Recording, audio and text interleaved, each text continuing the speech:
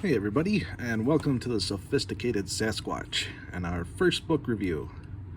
Not because it's the best necessarily, not because it's the worst, but because it needs to go back to the library and I wanted to do a review on it before I send it back.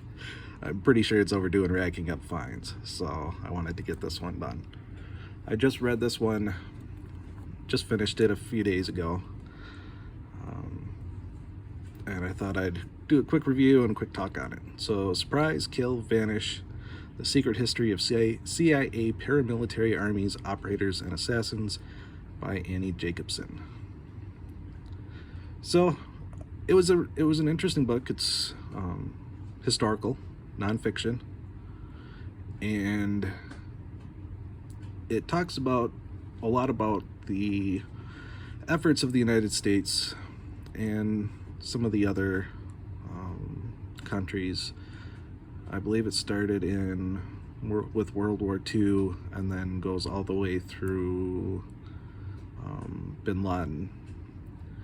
And it talks about the means that we've used to fight wars or to combat aggression, and how we've used assassination, or as it's called today, targeted killing, throughout the wars that we have fought, both those declared and undeclared. So it was it's very well researched. There are a lot of sources that come across as being very believable. She doesn't give the names of many of them due to them asking to be anonymous, which makes sense considering what they've been asked to do and where they've worked.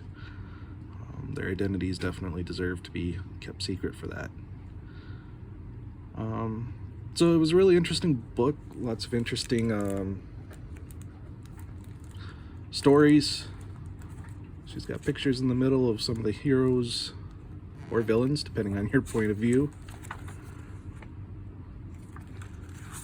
So that's always cool to see the historical photos. So the book itself is, 650 pages long. It was a long read, but I find history and the study of warfare to be fascinating, so I enjoyed the read. It was decently clean. It's definitely a book for adults. There was some language in there and obviously adult topics, but then nothing gratuitous or disgusting. It's things that, if you have the stomach for it and enjoy history, thinking of different solutions and how things can be handled or handled differently, it's easier to judge history and those who take part in it when you have the full story and the full facts. So this is just a piece of that. You don't have to read it, but it's just interesting if it's something that you are interested in. So with that, I just wanted to touch briefly on the idea of assassinations.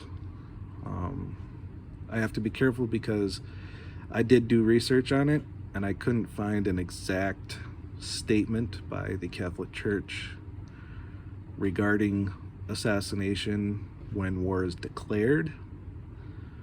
What I gathered is that it is immoral to just kill someone without declaring war. And it obviously has to fit the just war doctrine of the Catholic Church. So this is only my understanding, so I could be wrong, and you'll need to do your own research and talk to a priest or someone more knowledgeable to get a better handle on it. So this is only my take on it, and if I'm wrong, I will correct that at a later date when I can get clarification on it. So just my understanding of it. It has to follow the just war doctrine, which is defined as 1, the damage inflicted by the aggressor on the nation or community of nations must be lasting, grave, and certain. 2, all other means of putting an end to the conflict must have been shown to be impractical or ineffective or have failed. 3, there must be serious prospects of success. And 4, the use of arms must not produce evils and disorders graver than the evil to be eliminated. So right there we can open a whole can of worms about,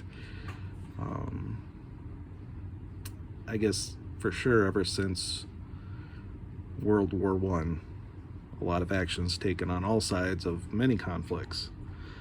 But specifically as it pertains to assassinations, it just made me think about how it may have been in the Geneva Convention where they outlawed assassinations. And then since then, presidents and dictators, rulers of other nations, have all found ways to get around it by using different terms and legalities that, loopholes, so that they could still basically do the same thing without actually calling it assassinations. Some of the major ones that we did were, or tried to do, were Castro, Che Guevara, I think those were the kind of like the main two. There were many others listed, and there's a lot of controversy over how the Phoenix program during the Vietnam War was run. I don't necessarily personally disagree with the idea behind it, but the practice of it led to a lot that I believe those people will or have had to answer for in the afterlife. So I guess it kind of made me stop and think. Right now, yes, every leader has their secret service or equivalent thereof, and they guard against the assassination of a country's leaders because of the potential chaos that would happen if those leaders were to be removed from the equation. However, by putting those restrictions that, assassination is looked down upon, frowned on by the international community, how safe does that leave our elected officials to order other men to go to war and die, knowing that they themselves are protected during the time of war? It's not, I don't want to sound communist, socialist, hippieist, but, by far and large, it's your average kid, really. And I guess it's been different with the so-called war on terror. We have a lot more adults, aged people, older people fighting in the wars now. But by far and large, it's, 18-year-old kids, 18 to 24-year-old kids out there fighting these wars with little guidance and being thrown into these situations by rich and many times people who have not served. So they don't really know, what they're doing. They're not out there dying. They've never seen it. They've never experienced it. Not all of them. There are certainly those who have, but not all of them have. I'm not speaking either about any one country, ours, or, we look at any country. So when you look at the death and devastation from a secular point of view, I wonder if that part of the treaty was revoked, if we'd see less conflicts. Now, because of nuclear weapons, we see a lot less of country versus country wars. It's all proxy wars. You have the Islamists fighting through Palestinians and Hamas and ISIS and Al-Qaeda and the Muslim Brotherhood and all these other organizations. You've had the communists fighting through Korea and Vietnam and Cuba and Venezuela. I think Argentina, Bolivia. All these places are being used to wage quiet little wars that then are responded to by us, whether we have Mossad do some of the dirty work, the Israeli special forces, whether we ask our own special forces or the CIA to go in, Delta Force, SEAL Team 6, those guys do things we'll never know about. So there's less to see, or less risk, I guess, to the men at the top, because it's smaller battles waged in a larger war. So I guess I'm kind of losing my train of thought there, but it's thought-provoking as to if the leaders had to fight it out versus, or had to worry about being taken out, would they so lightly send our men into places like Vietnam, where there was no clear, defined goal or collaborated effort, or declared war for that matter? Or would we have gone into Iraq? I do believe that the choice to go into Afghanistan was the correct one, but I personally do not believe that the decision to invade Iraq was. But all these decisions were made by people we elected.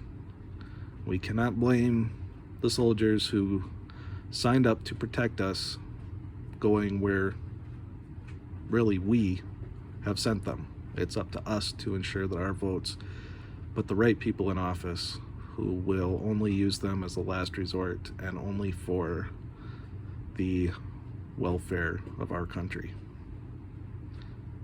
So just some thought-provoking moments through the book, and brings up some serious topics. And I think St. Thomas Aquinas wrote on it a little bit, especially as far as what a just war is and what you can and cannot do, morality wise. Some of the other doctors of the church have also written on it, but I haven't been able to read everything yet. So anyways, it was a very interesting book. It's full of history. It's got its heroes, it's got its villains, and sometimes history decides who's who, and sometimes it's up to us to check the morality of the people in charge. So anyways, if you're into this kind of thing, it's a good read. Lots of good history in there. So thanks for watching. I will be doing a write-up of this also, and I will bring you the next book soon. God bless.